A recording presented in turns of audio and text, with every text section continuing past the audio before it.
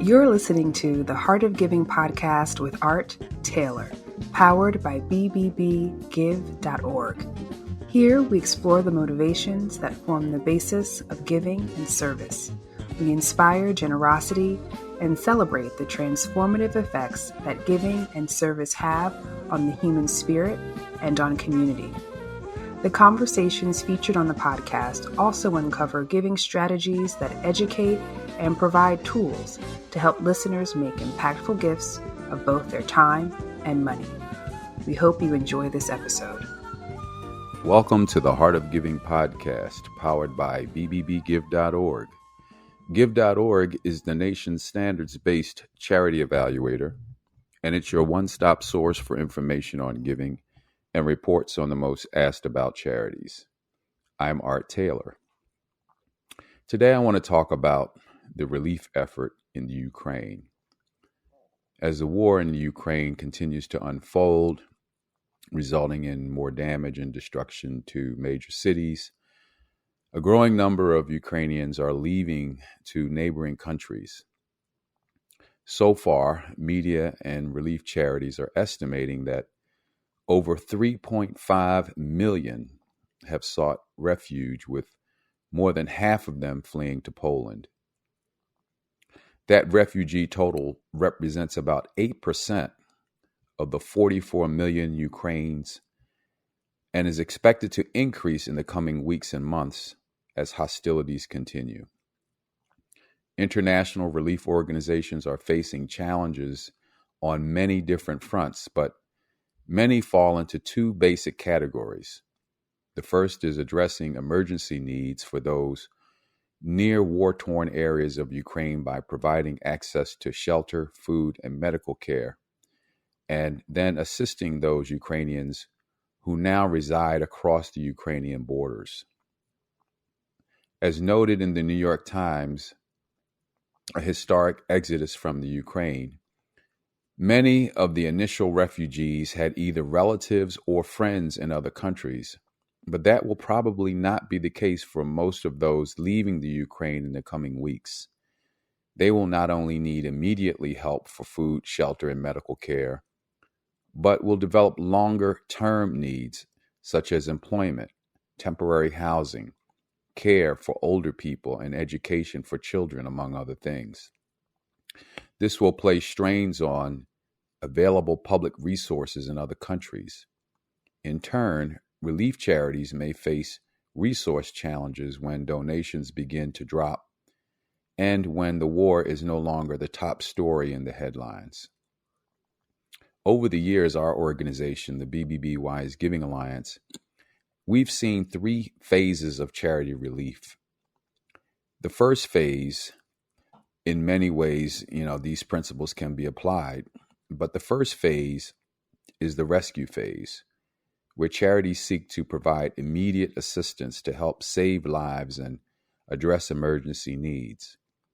That phase is still occurring inside the Ukraine and for those in war-ravaged areas as well. As reported by ABC News, the UN indicates that over 6.5 million people have been displaced inside Ukraine.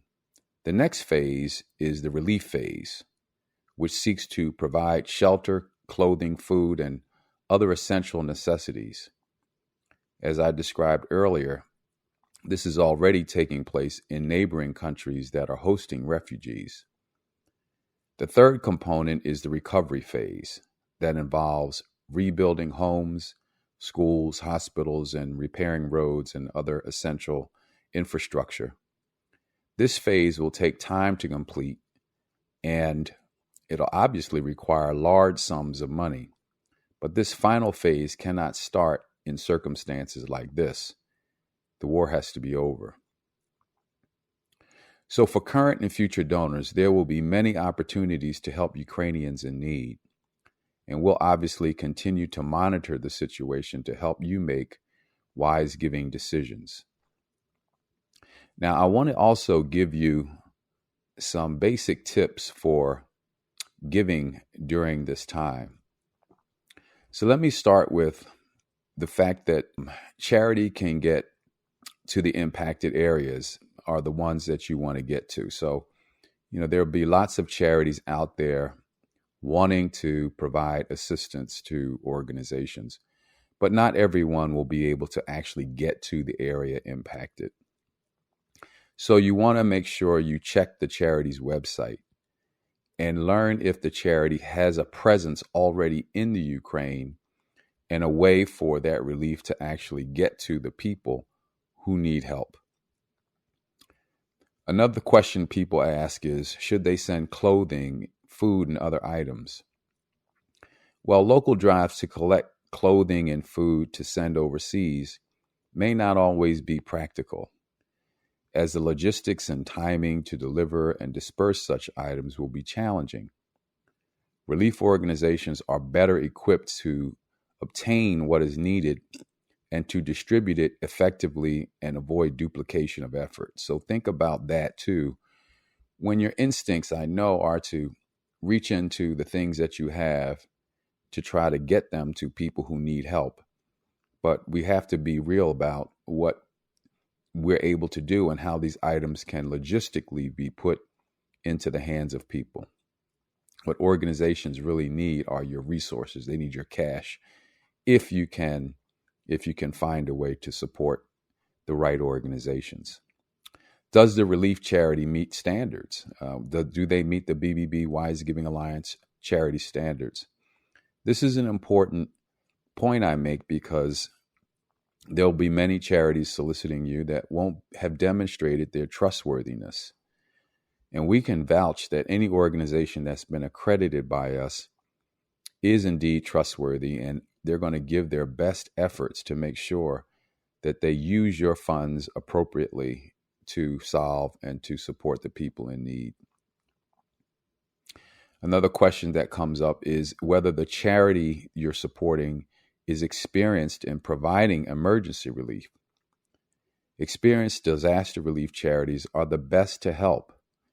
And if an organization is just coming onto the scene to provide assistance, we sort of have to question whether they have the wherewithal to do that.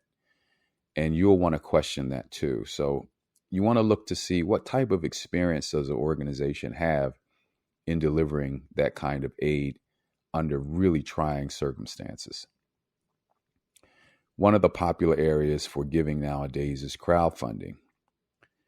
And engaging in crowdfunding, it can be safe to do that, but generally, when you give through a crowdfunding platform, you want to make sure you're giving the money to someone you actually know. And that's because many individuals soliciting, it's hard to vet them. It's hard to know if these individuals are, in fact, going to be able to deliver what they promise. And if you don't know them, I think it's probably somewhat risky to do that. Most crowdfunding campaigns, from what I understand, actually go to people who you actually know, not to people who you don't know. We always ask people to consider the claims that charities are making in their appeals. Most people will make a decision about whether to support a charity based on the appeal that they get from the charity.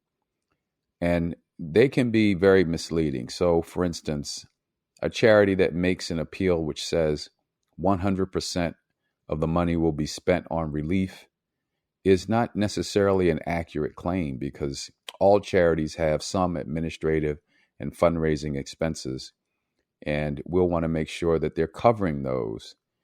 And it's also, I think, sometimes unfair for us as donors to just expect that a charity is going to be able to spend all of its money directly on the program without spending some on those expenses for administration and fundraising, which are essential in actually delivering the aid. Some other tips that I have would involve things like there will be a variety of relief activities. Keep in mind that relief activities can be involved in a variety of different efforts, such as food distribution, shelter, medical care. And you'll want to see if the charity's website provides a description of their planned efforts. If not, ask for clarification. Don't assume that what they do is simply based on the name of the organization. You got to do a little bit more work to really understand exactly what a charity is going to do with the money that you give them.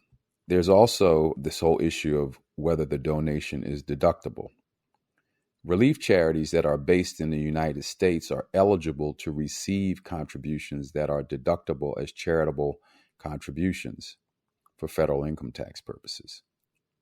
In general, donations to foreign-based charities, such as those created and established in the Ukraine, are not deductible. And in addition, it's difficult to check out foreign-based organizations. So keep that in mind. However, don't let the charitable deductibility of the donation determine whether you give support. Let what the organization is able to do determine whether you should support that organization. There are potential scams that you got to watch out for. While in our experience, reporting on charities involved in emergency situations, we show that it can be difficult to identify when scams occur. We believe that giving tips that we've presented to you will help you spot some red flags and help you avoid questionable situations. The greatest risk is taken when a contributor seeks no verification at all before a donation is made. Keep in mind that social media can be sometimes misleading as well. Social media platforms help spread the word about assisting people in need in Ukraine and other places. But it can sometimes be difficult to verify the authenticity of the posts that are made on social media. So if you see a post that is also including a link to donate, I would recommend that the donor go directly to the charity's website to make that contribution independently of that request. And also don't assume that the recommended charities have been vetted. Now, we've also seen that refugee destinations are expanding. The UNHCR, the United Nations Refugee Agency, reports that over 500,000 people have left Ukraine to neighboring countries. As I mentioned earlier, places like Poland, Hungary, Moldova, Romania, Slovakia. And as more refugees are on the way, donors might also want to consider charities engaged in assisting refugees located in these specific countries. So these are just some things that I wanted to point out for those of you interested in supporting the relief efforts in the Ukraine. And I also want to just give you a heads up to check out our website for more tips on giving in general and also to the Ukrainian relief effort.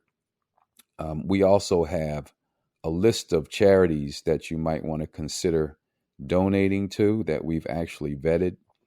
And I'll just give you a quick list of them here, just so that maybe by hearing the names, you'll have a better understanding of where to give some of your donations to organizations that we've actually vetted.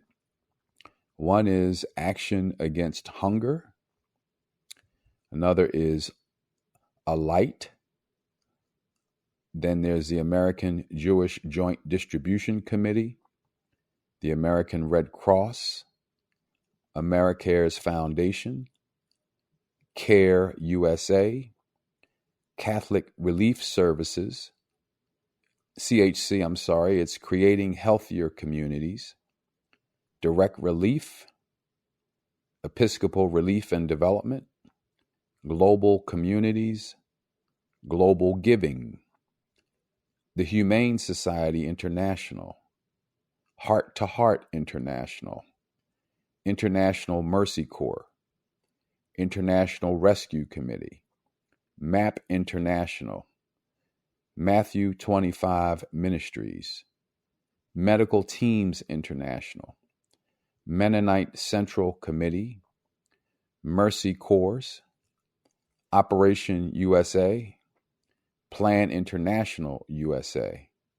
Salvation Army, Save the Children, SOS Children Villages, United Methodist Committee on Relief, United States Association for UNHCR, World Hope International, and World Vision. And we're updating this list on a regular basis. So again, check out give.org to see if any of these organizations are ones that you might want to support to take care of those who are in need in the Ukraine.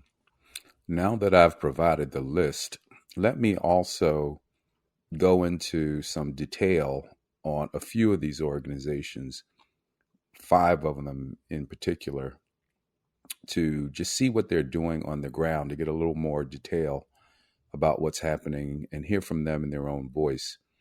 The first group we're going to hear from is Mercy Corps. Hi, my name is Alan Glasgow. I'm the Regional Director for Mercy Corps, and I'm handling the Ukraine response. Mercy Corps is a global team of over 5,400 humanitarians working in over 40 countries around the world. We work side by side with people living through poverty, disaster, violent conflict, and the acute impacts of climate change. Beyond delivering aid to meet urgent needs, we partner with local governments, forward-thinking corporations, social entrepreneurs, and people living in fragile communities to develop bold and innovative solutions that make lasting change possible. I've just returned from Ukraine and Poland as part of our coordination effort. We have teams in Romania, in Poland, and in Lviv in Ukraine, and who have been there really for the last 3 weeks since this began. We worked in Ukraine before, from 2014 to 2017, so we have a good knowledge of the country, and we've been able to reactivate staff and networks and so on. So bad, of course, that we were required to be there, but good that we have some assets on the ground at such an extraordinary time. So our strategy really has been twofold. We're about getting immediate cash grants to Ukrainian civil society, local organizations, small groups, church groups, local community groups that can buy food and non-food items for an emergency response, including baby items, hygiene kits, sanitary items for people, particularly those who are caught in the besieged areas. And that work has been underway for some time, in addition to the work that we're doing in Romania and in Poland with and for the 3 million people that have crossed those borders as they exit Ukraine. And that is again about the meeting of immediate needs, which is very much what we do in a phase 1 emergency response. Our longer term work is likely to be the mobilization of a large scale cash response. And what that means is that we develop systems and structures to actually get cash to people who are either staying or people who are on the move. Mercy Corps believes very strongly in both the efficiency and the dignity of cash distribution. When we allow people make their own purchase and procurement decisions during a humanitarian emergency, what we find is that they purchase the things they need, they do so with dignity, and it's much, much more cost effective to do so. So we are activating the networks, the partners, the structures we need to do this, and we look forward very much to that being a very large scale program for not just the 3 million that have left Ukraine, but indeed the 40 million that have stayed and continue to be in Ukraine and will require substantial support and assistance for the foreseeable future. Thank you so much for your support to the organization. We're most grateful. We stand by the people of Ukraine during this difficult time. And let's now hear from Americares. Hi, my name is Tara Waters, and I am Director of Strategic Partnerships at Americares. Americares is a health-focused relief and development organization that saves lives and improves health for people affected by poverty and disaster around the world. Each year, Americares reaches 85 countries on average with medicines, medical supplies, health programming, and emergency relief. Americares has extensive experience supporting the health needs of displaced people around the world, and Americares has been supporting the health sector in Eastern Europe since 1986, providing over $1 billion in aid, including directly to Ukraine. Americares is a health-focused humanitarian organization, and we are meeting the health needs of children and adults affected by the escalating crisis in Ukraine and surrounding countries. Americares' response is focused on delivering medicines and medical supplies, supporting health services, and providing mental health and psychosocial support to families affected by the violence in Ukraine. Americares has an emergency response team on the ground in Poland, assessing health needs and coordinating the delivery of medicines and medical supplies into Ukraine to support hospitals and ground medics operating there. We hear from our team that there's critical need for IV solution, antibiotics, insulin, wound care products, and trauma kits. Americares is ready to meet these needs and more. Americares is also providing emergency funding to local organizations to support the health needs of children and adults caught in this crisis. The funds will enable the local organizations to provide mental health support services to refugees, to train staff in crisis counseling, and to hire Ukrainian-speaking staff that can help connect refugees to resources in the host communities. Additionally, Americares is ready to deploy emergency medical teams to the region to provide primary care services, treatment for wounds and injuries, and mental health support.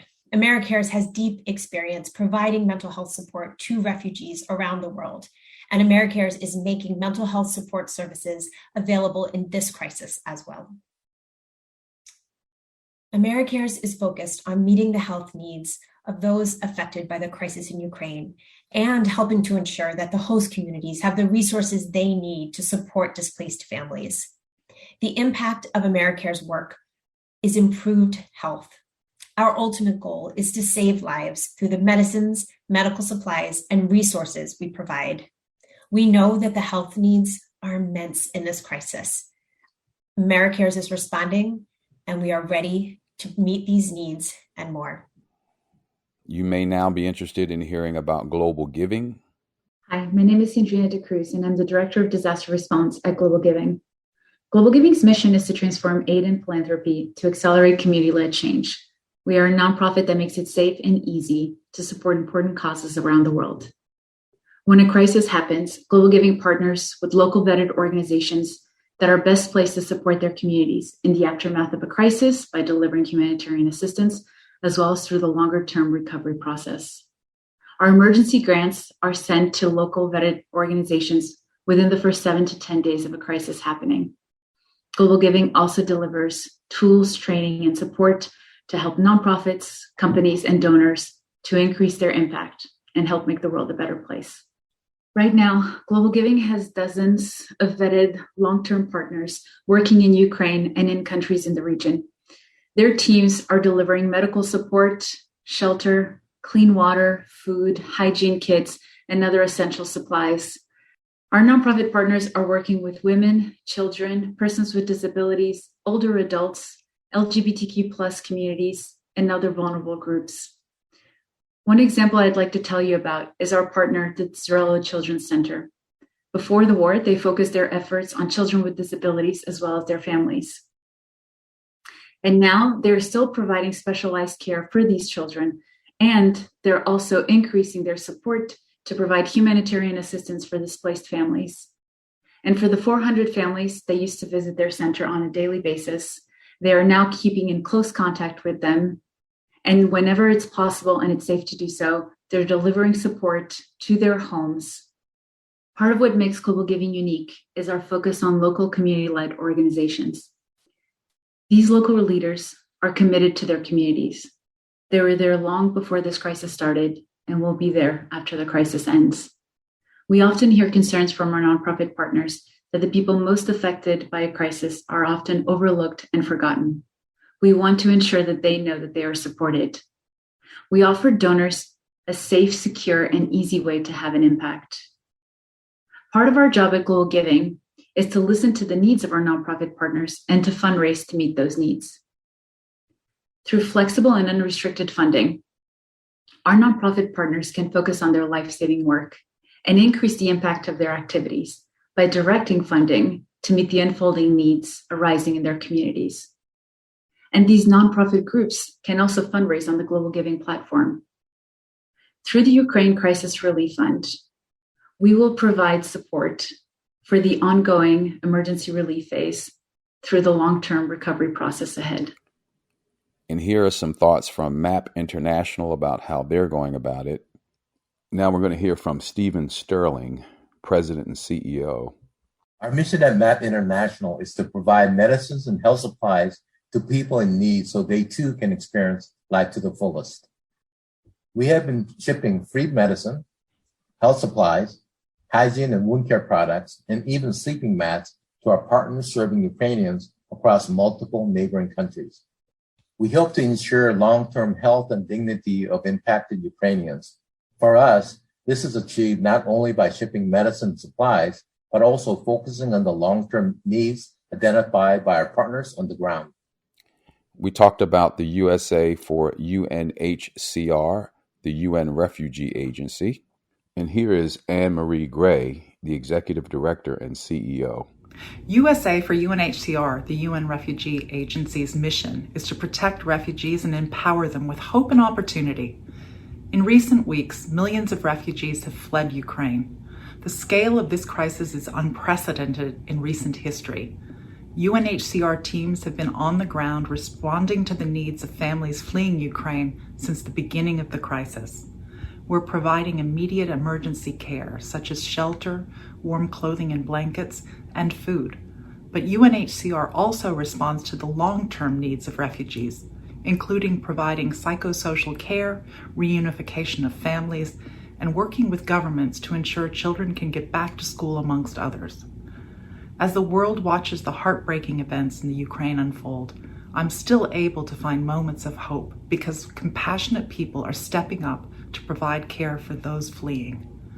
My hope is that this community continues to show generosity and love for the families fleeing Ukraine.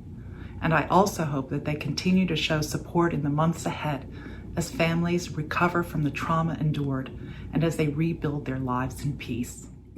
Now, these are all organizations that are, as you can hear, doing work to support those in the Ukraine who are in need and also in the surrounding countries. Again, stay tuned for further updates on our website, give.org, where you can get information about how to support those who are in need. And we'll be also posting more videos of the organizations and what they're actually doing so you can get a better understanding of how your money will be used. Well, I want to thank you all for listening, and I hope that this information has been helpful. If this is your first time listening, I hope you'll subscribe to our show, and I hope that you can also think about supporting us at the Wise Giving Alliance by going to give.org and making a donation, or you can also support the Heart of Giving podcast on Patreon. Thank you for listening. You've just listened to the Heart of Giving podcast with Art Taylor. Be sure to tune in next time for a brand new episode. To listen to our other interviews, visit heartgiving.podbean.com. That's heartgiving.podbean.com. Subscribe to our show on major podcast platforms. The thoughts and opinions expressed on this podcast are the views and opinions of the guests, not those of the BBB Wise Giving Alliance or program affiliates. This podcast is for information and educational purposes only and is copyrighted with all rights reserved. This podcast is protected by Podbean's terms of service.